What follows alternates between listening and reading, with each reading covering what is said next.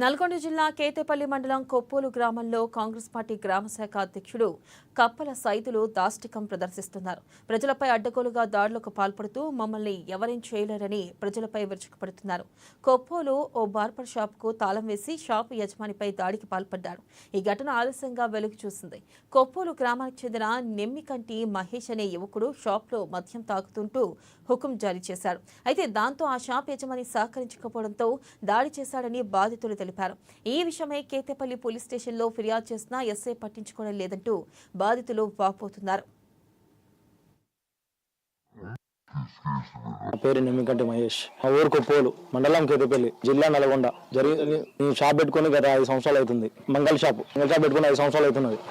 నేను ఇప్పుడు 9:30 టైంలో నేను షాప్ తీసి ఒక వ్యక్తికి పేషెంట్ చేస్తున్నాను. చేస్తున్న టైంలో గ్రామ శాఖ కప్పల సైదులు నాంపల్లి వీరస్వామి ఇద్దరు వచ్చారు. షాప్ కాడికి వచ్చారు.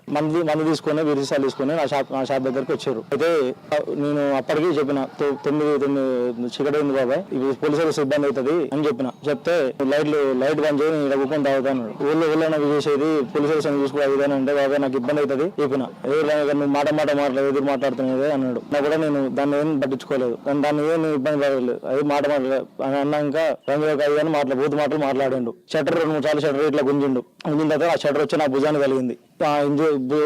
బోన్ సైడ్ పోయింది, ఇంజూర్ అయింది. తర్వాత 2 వ్యక్తులు పక్క గుంజేశారు. అది జరిగింది. తర్వాత హాస్పిటల్ పోవడం జరిగింది. తర్వాత దీనికి బ్యాండేజ్ చేసిండు. హాస్పిటల్ తెల్లారి పోలీసు దగ్గర కేసు పెట్టారు.